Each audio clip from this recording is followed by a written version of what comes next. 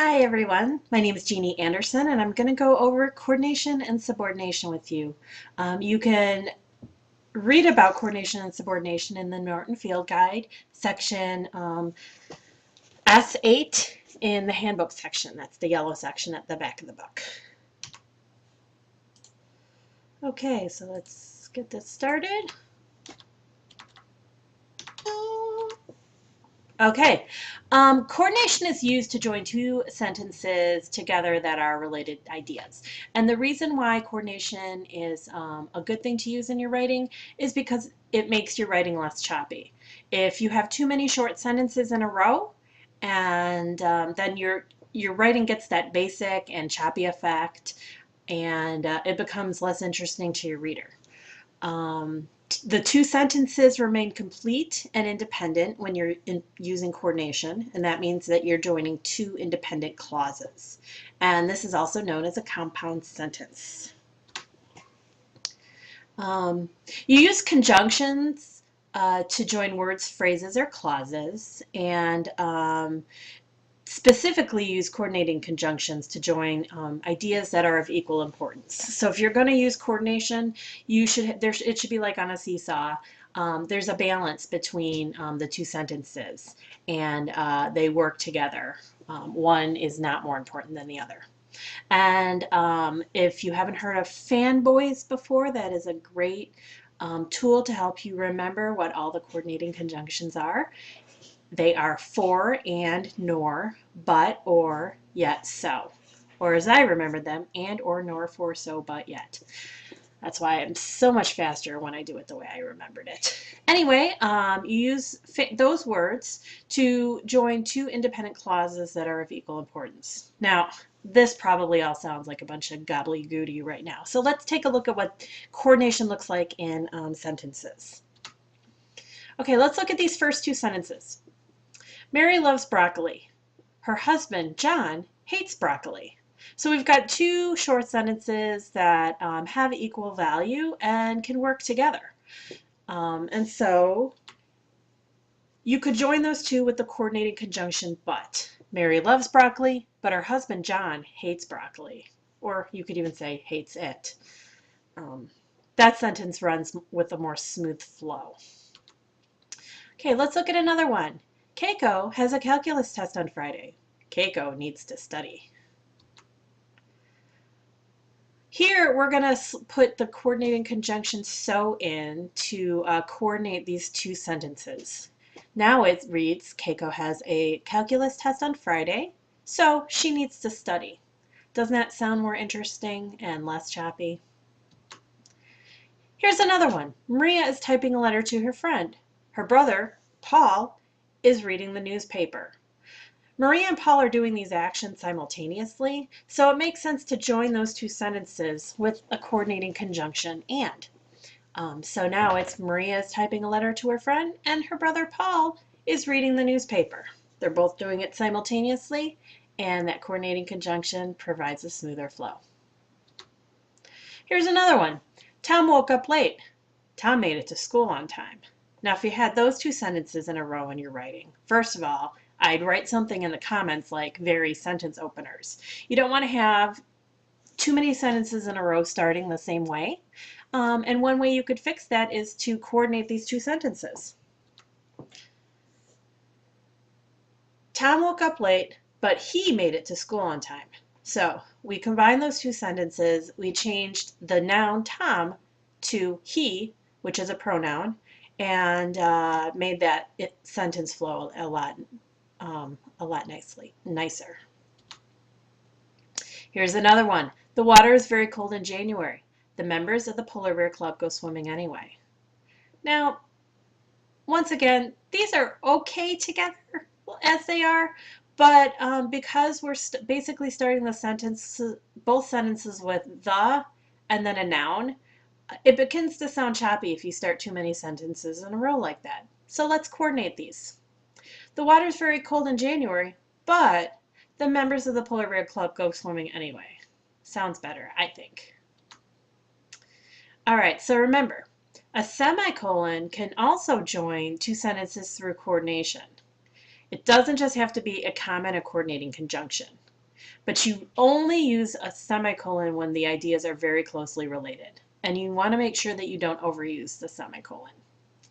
A conjunction adverb will actually give a little extra information about the relationship of the two sentences. So you might keep a list of conjunctive adverbs close so that you can add those as well when you're coordinating your sentences.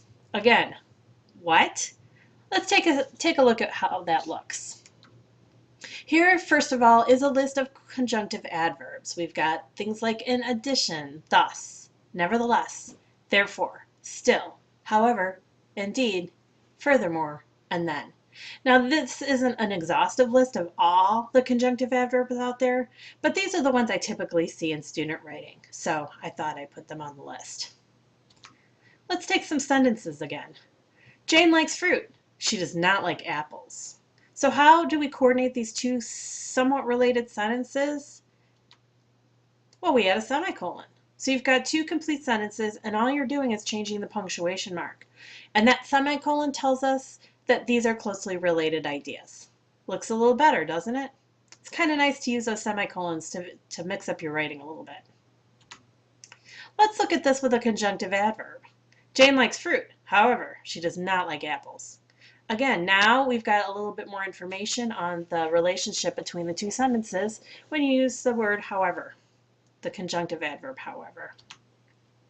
Let's take a look at some more examples. I'm wearing a sweater and a jacket. I am cold.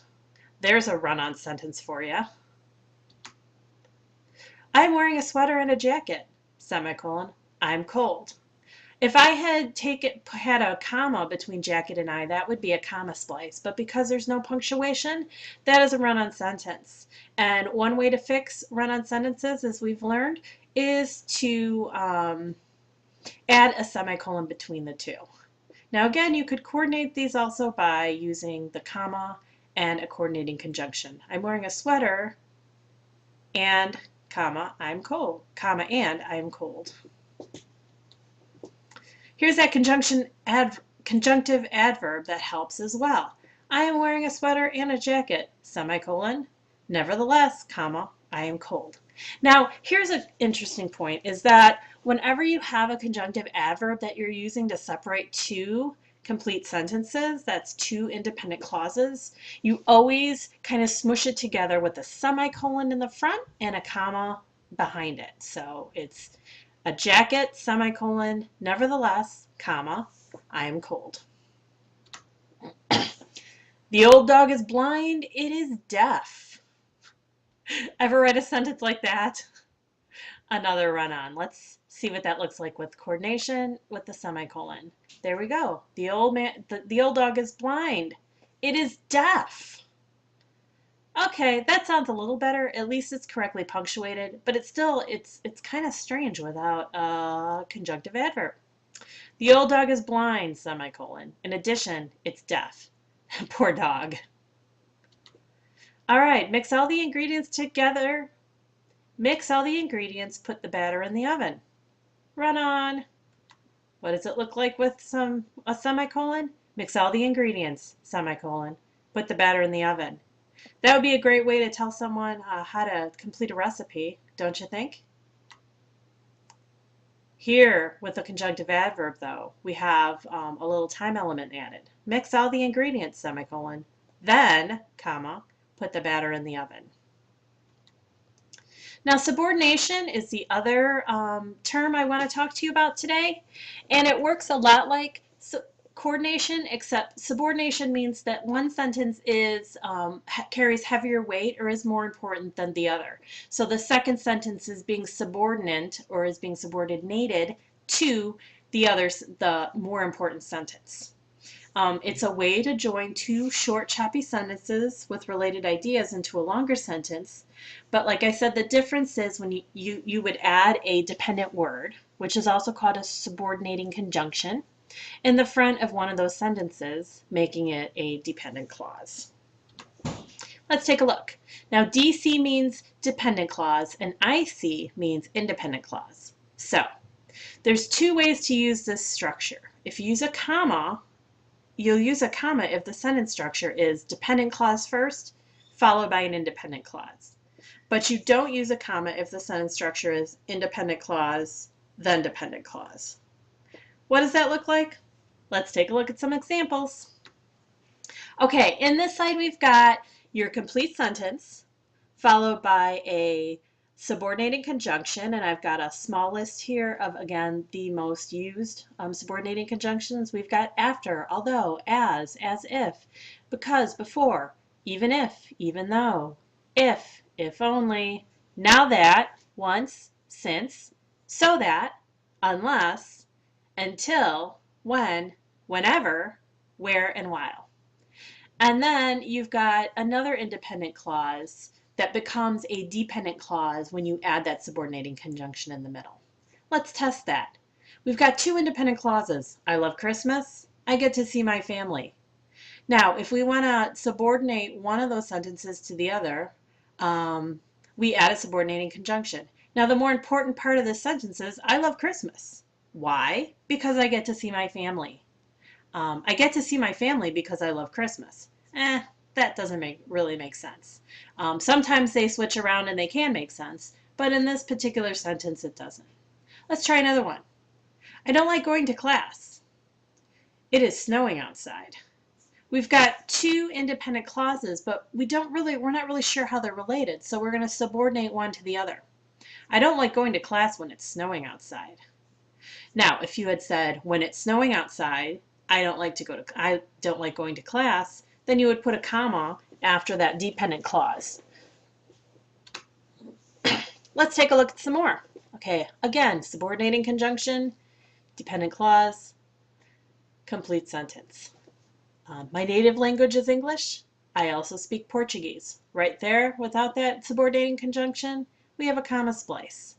But when you add although my native language is English, comma, I also speak Portuguese, now you have a complete sentence. Works with the next one too.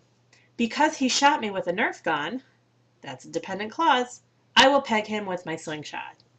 Wow, that's a little violent, isn't it? Independent clause. All right, well, that's pretty much how you use coordination and subordination. I hope this was a helpful review because I know you've already worked on fragments, run-on sentences, and comma splices, and then you've also worked on punctuation. This is just a lesson to kind of remind you of those things that you've learned in previous weeks, but also bring it into a new light by bringing in new vocabulary like subordination and coordination to help you think about how you structure your sentences. I hope to see this in your writing, and I hope this was helpful.